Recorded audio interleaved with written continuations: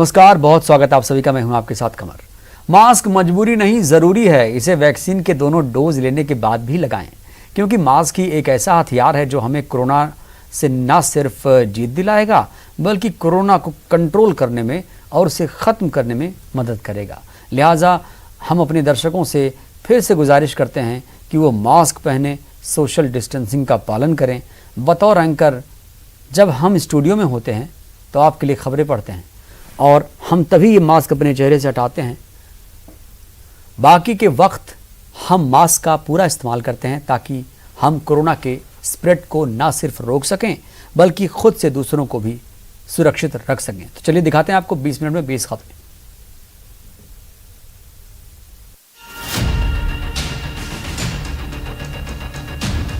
इंदौर में बेखौफ बदमाशों के हौसले बुलंद हैं।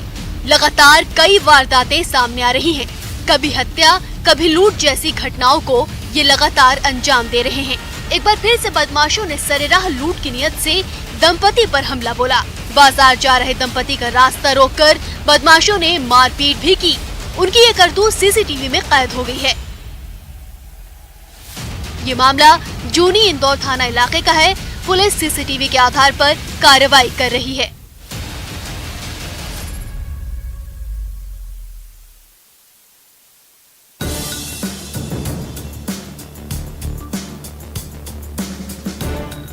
ऊर्जा मंत्री प्रद्युम्न सिंह तोमर एक बार फिर से अलग अंदाज में नजर आए हैं।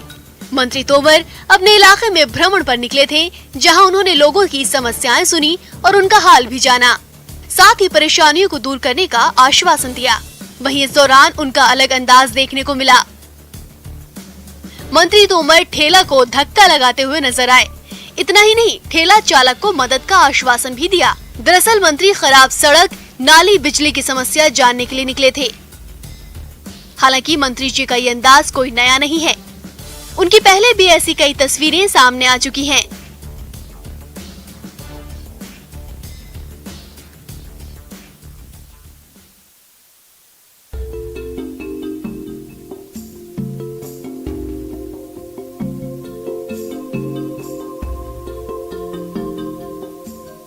भगवान के दरबार में चाहे वो कोई भी हो, मंत्री हो या विधायक, आम हो या खास, भगवान के दरबार में सबकी एक ही पहचान है।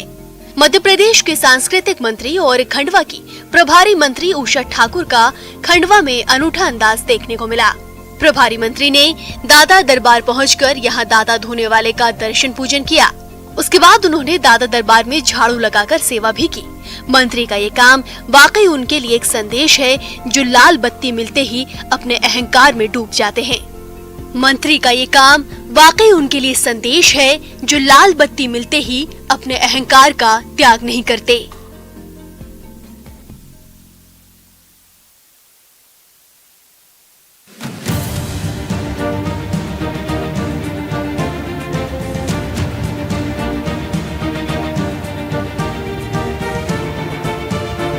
देश भर में कोरोना की दूसरी लहर से मचे हाहाकार के बाद अब तीसरी लहर का अंदेशा सरकार सहित वर्ल्ड हेल्थ ऑर्गेनाइजेशन लगा रही है और आम लोगों को इसके बचाव के उपाय बता रहे हैं, जिसमें शरीर की इम्यूनिटी बढ़ाने के लिए व्यायाम पर सबसे ज्यादा जोर दिया जा रहा है। लेकिन उज्जैन में पूर्व मंत्री और बीजेपी के मौजूदा विधायक पारस जैन अखाड़े में अपने से आधी उम्र से भी कम उम्र के खिलाड़ियों के साथ दावपेच लगाते नजर आए और अखाड़े के कई दाव लगाकर नेशनल मेडल विजेता को भी पटखनी देते दिखे। दरअसल हरसिद्धि क्षेत्र के पास गुरु अखाड़े के पारस जैन एक पहलवान की तरह कोर्ट में नजर आए।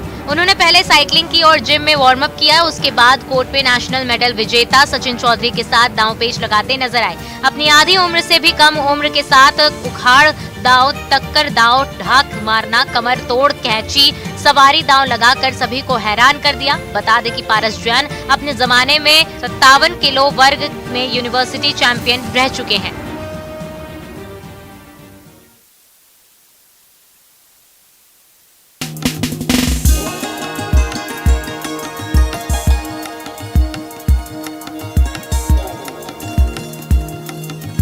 यूनेस्को की हिस्टोरिक अर्बन लैंडस्केप स्कीम में एमपी के 2 शहर ग्वालियर और ओरछा को शामिल कर लिया गया है। देश के 2 शहर बनारस और पुष्कर इस स्कीम में पहले से शामिल हैं। दरअसल यूनेस्को और एमपी टूरिज्म बोर्ड के संयुक्त तत्वावधान में HUL प्रोजेक्ट शुरू हो रहा है। इस प्रोजेक्ट की खास बात यह है कि इसमें दोनों शहरों की ऐतिहासिक धरोहरों को शहरी योजना के तहत सहेजा जाएगा। इसके लिए अलग से नोडल अधिकारी नियुक्त किया जाएगा ताकि काम रफ्तार से चल सके। नोडल अधिकारी की यूनेस्को के विशेषज्ञों के साथ ऐतिहासिक इमारतों की जानकारी संग्रहित कर गाइडलाइन तैयार करेंगे। एमपी में HUL का वर्चुअल शुभारंभ कार्यक्रम 20 जुलाई को सीएम शिवराज सिंह चौहान करेंगे। इस प्रोजेक्ट के तहत पुरातत्व महत्व की इमारतों के दस्तावेज इकट्ठे कर उनका सर्वेक्षण और विकास होगा। अंतर्राष्ट्रीय स्तर पर ग्वालियर की पहचान बनेगी, वहीं आर्थिक गतिविधियों को बढ़ावा मिलेगा।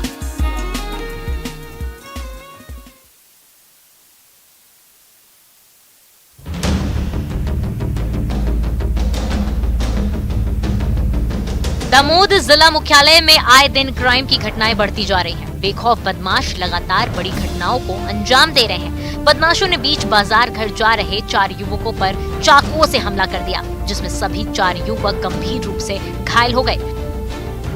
उन्हें आनंद फानन में जिला अस्पताल में भर्ती कराया गया। सिटी कोतवाली थाना क्षेत्र में आए दिन अपराध का ग्राफ बढ़ता जा रहा है। 2 दिन पहले 2 पक्षों में विवाद के चलते जब 2 बेटियां अपनी मां के साथ थाने में रिपोर्ट दर्ज कराने गई थी, तो वहां पर बेटियों के साथ थाने के अंदर गाली गलौज की गई, जिससे सिटी कोतवाली में अपराधियों के हौसले को समझा जा सकता है।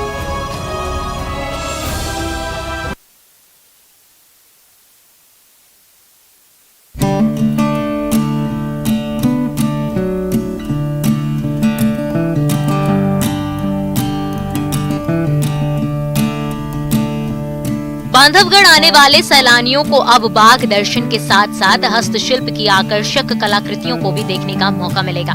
प्रशासन ने इसके लिए बकायदा स्व सहायता के जरिए एक विक्रय केंद्र शुरू किया है, जो देश विदेश से आए सैलानियों को न सिर्फ ग्रामीण भारत के दर्शन कराएगा, बल्कि कलाकृतियों की चाहत रखने वाले सैलानी उसे खरीद भी सकेंगे। स्थानीय स्तर पर रोजगार के अवसर उपलब्ध कराने की ये शुरुआत भले ही आत्मनिर्भर भारत के नए कॉन्सेप्ट के मुताबिक हो, लेकिन पहल दमदार है। जिसकी सही तरीके से ब्रांडिंग हो गई तो इसमें कोई दो राय नहीं है कि हमारी स्थानीय और प्राचीन संस्कृति की पहुंच विदेशों तक होगी।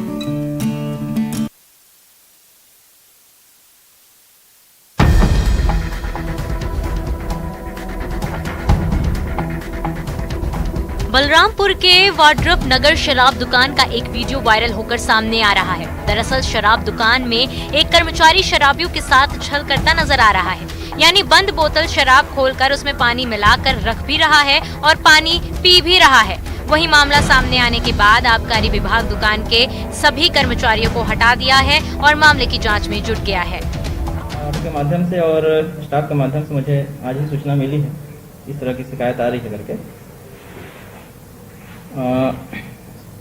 इस शिकायत के आधार पर मैंने अभी वहाँ के पूरे स्टाफ को वहाँ से काम से निकाल दिया है और आगे की कार्रवाई करने की हम लोग तैयारी कर रहे हैं। इस पर तो अभी भी हम लोग जांच करके ही आपको अवगत करा पाएंगे। इस पर अभी हम लोगों को विस्तृत जांच करने की जरूरत पड़ेगी।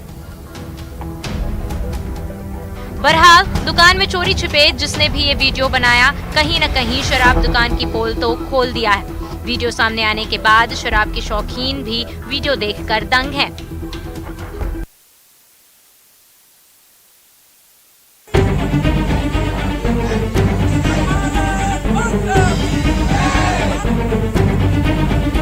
धमतरी में एक निजी कॉलेज के छात्रों ने छात्रवृत्ति के लिए आंदोलन छेड़ दिया है। नाराज छात्रों ने कॉलेज का घेराव किया। स्टूडेंट सरकार पर छात्रवृत्ति में भेदभाव का आरोप लगा रहे हैं। उनका कहना है कि सरकारी कॉलेजों के मुकाबले उन्हें बेहद कम राशि दी गई है, जिससे आर्थिक संकट का सामना करना पड़ रहा है।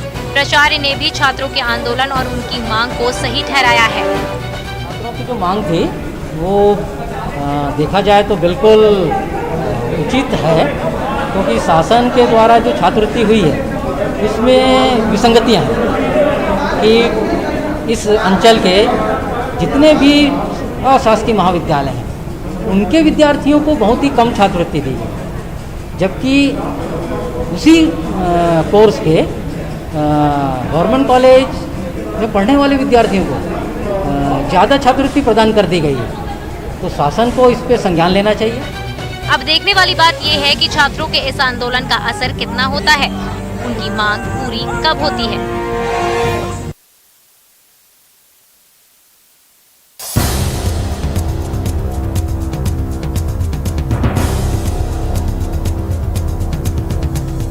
निगम के आधारी नवागांव वार्ड के लोगों ने निगम के कर्मचारियों पर मारपीट का आरोप लगाया है और पुलिस से मामले की शिकायत की है। दरअसल निगम के अमले ने वार्ड के 1 एकड़ जमीन पर से अतिक्रमण हटाया था। इस दौरान वार्ड के निवासियों और निगम अमले के बीच मारपीट हुई थी। निगम ने जमीन पर लगी हुई फसल पर भी मुरम डाल दिया था। निगम को ये जमीन पानी टंकी बनाने के लिए आवंटित हुई है, जबकि वार्ड के कोटवार का दावा है कि ये उनकी जमीन है।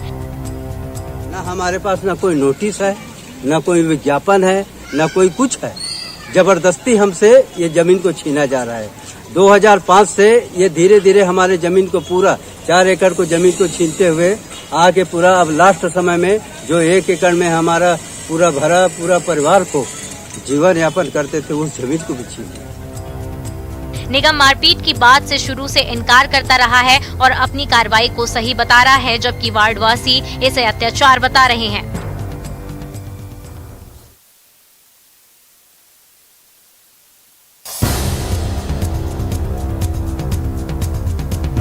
गरियाबंद में चोरी का अनोखा मामला सामने आया है। यहाँ 2 नाली और 1 कूड़ेदान की चोरी हो गई है। मामला भ्रष्टाचार का है। बुर्जा बहाल के ग्रामीणों ने देवभोग थाने में नाले और कूड़ेदान की चोरी का मामला दर्ज कराने पहुंचे। लोगों का आरोप है कि गांव की महिला सरपंच और सचिव ने 2 नाली और 1 कूड़ेदान के निर्माण के लिए 4 लाख रुपए की राशि निकाल लिए, लेकिन न तो नालियां बनाई गई और न ही कूड़ेदान। ग्रामीणों का कहना है कि मामले की शिकायत मैनपुर जनपद में की गई थी, लेकिन कोई कार्रवाई नहीं हुई, जिसके बाद ग्रामीण पुलिस के पास पहुंचे। ग्रामीणों ने थाना प्रभारी से नाली और कूड़ेदान का पता लगाकर दोषियों पर कार्रवाई की मांग की है। हालांकि थाना प्रभारी ने ग्रामीणों को जनपद पंचायत जाने की सलाह देते हुए शिकायत लिखने से मना कर दिया।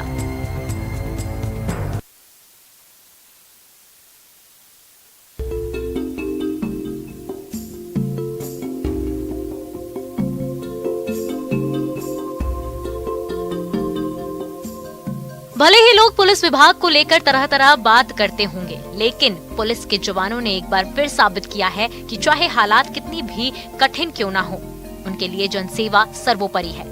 जी हाँ, कांकेर में पुलिसकर्मी ने इंसानियत की मिसाल पेश की। यातायात प्रभारी रोशन कौशिक ने 10 साल के बच्चे की जान बचाने के लिए अपना खून दिया। पीयूष नाम के इस बच्चे का जिला अस्पताल में इलाज चल रहा है। बच्चे को खून की जरूरत थी, लेकिन ब्लड नहीं मिल पा रहा था। रोशन कौशिक को जब ये बात पता चली तो ड्यूटी छोड़कर अस्पताल पहुंचे और ब्लड डोनेट किया, जिससे बच्चे की जान बच गई।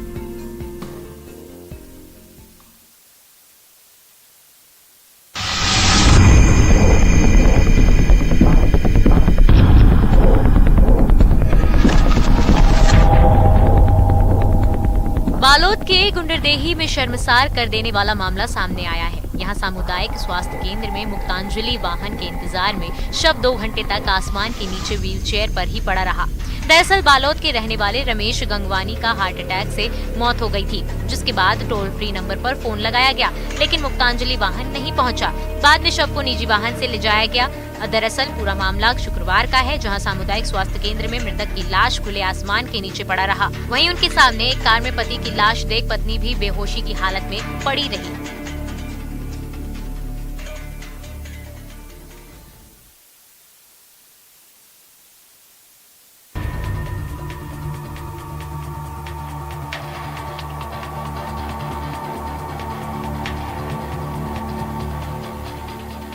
छतरपुर में बदमाशों की नींद खुली भी नहीं थी कि इससे पहले ही उनके घर पर भारी संख्या में पुलिस पहुंच गई।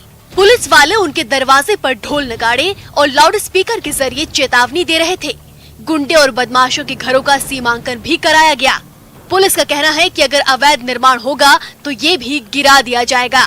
दरअसल छतरपुर में एसपी सचिन शर्मा द्वारा गुंडे माफियाओं के खिलाफ एक अभियान चलाया जा रहा है कि अगर किसी भी बदमाश का नाम किसी भी अपराध में आता है तो पुलिस उनके खिलाफ सख्त कार्रवाई करेगी। वहीं ड्रोन कैमरे से भी फोटो और वीडियो पुलिस कलेक्ट कर रही है। इस अभियान के तहत पुलिस ने 60 गुंडे बदमाशों को शहर में चिन्हित किया है। पुलिस की इस कार्रवाई से माफिया सख्ते में आ गए हैं। उनकी भी हड़कंप जैसी स्थिति है।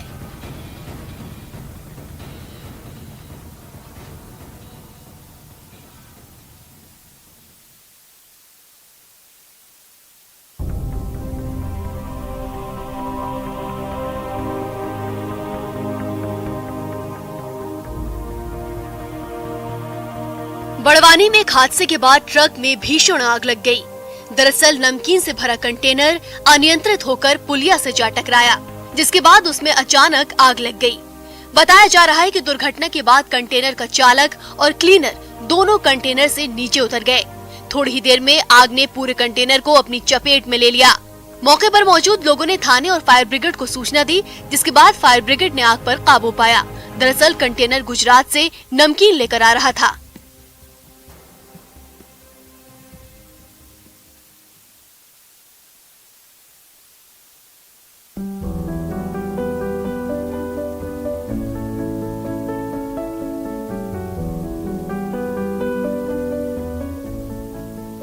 जहां प्रदेश के सभी टाइगर रिजर्व वर्षा काल के चलते सैलानियों के लिए बंद हैं, वहीं पन्ना टाइगर रिजर्व के बफर क्षेत्र में पर्यटन चालू होने के कारण यहां एक नहीं बल्कि दो टाइगरों के दीदार सैलानियों को हो रहे हैं। आप एक साथ दो टाइगर की तस्वीरें देख रहे हैं। ये पन्ना टाइगर रिजर्व के बफर जोन क्षेत्र में अकोला गेट के जंगल की हैं। ये दोनों बाघ इन दिनों अकोला के जंगल में अपना रहवास बनाकर स्वच्छंद विचरण करते हुए नजर आ रहे हैं। यहाँ आने वाले सैलानियों को इनके दीदार बड़े ही आराम से हो रहे हैं। इतना ही नहीं, यहाँ की स्थानीय पर्यटन से जुड़े ड्राइवर और गाइड इन दोनों में एक को हीरा और दूसरे को पन्ना नाम बताते हैं। आपको बता दें कि पन्ना टाइगर रिजर्व की बफर क्षेत्र में पर्यटन चालू होने की वजह से इन दिनों सैलानियों की संख्या में काफी इजाफा हुआ है।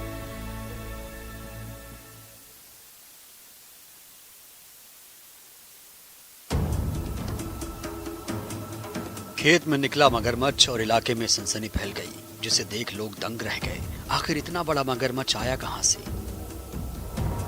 दरअसल शिवपुरी के भाड़ोता में एक 10 फीट लंबा मगरमच्छ सैर सपाटे के लिए खेत में निकल आया, जिसे देख किसान घबरा गए। आनन फानन में पुलिस और नेशनल पार्क की रेस्क्यू टीम को खबर दी गई, जिसके बाद मौके पर पहुंची रेस्क्यू टीम ने बड़ी मशक्कत के बाद मगरमच्छ को काबू किया और उसे नेशनल पार्क में स्थित चांदा पाठा झील में छोड़ दिया। बता दें कि किसानों के खेत के पास सिंध नदी बहती है। आशंका है मगरमच्छ उसी नदी से निकलकर खेत में पहुंचा होगा।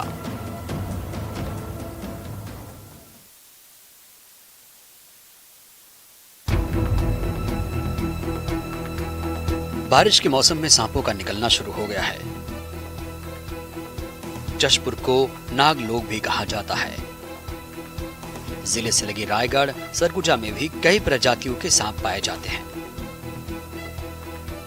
प्रदेश में अब तक 30 ऐसी प्रजातियों का पता चला है, जो घने जंगलों के साथ साथ रिहायशी इलाकों में भी पाए जाते हैं। इनमें से 6 प्रजातियों के सांप काफी जहरीले होते हैं। सांप को रेस्क्यू के लिए सर्प मित्र भी आगे आते हैं।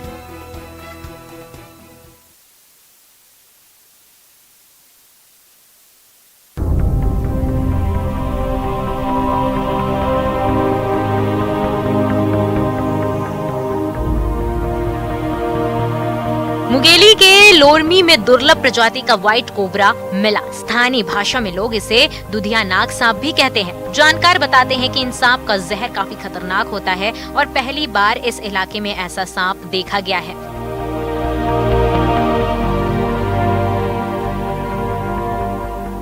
सांप को देखने के लिए लोगों की भीड़ भी उमड़ गई थी। सांप को पकड़ने के बाद वन विभाग को सूचना दी गई, लेकिन घंटों बाद भी वन विभाग के कर्मचारी मौके पर नहीं पहुंचे।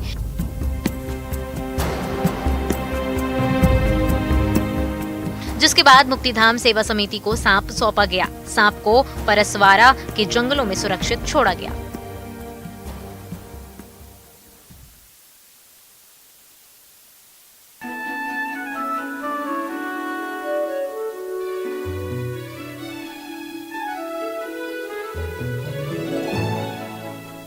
सूरजपुर में कलेक्टर की पहल से अब एमपी की सीमा से सटे इलाकों में रहने वाले लोगों को आसानी से स्वास्थ्य सुविधाएं मिलेंगी।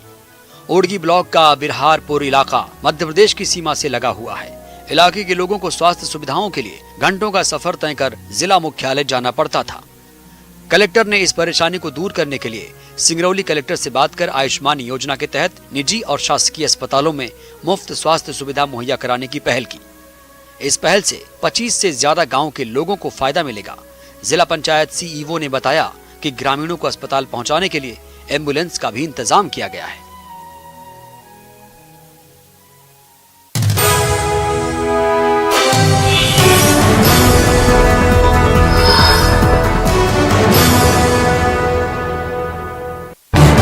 इस न्यूज हेडलाइंस के प्रायोजक पेट सफा आयुर्वेदिक जून।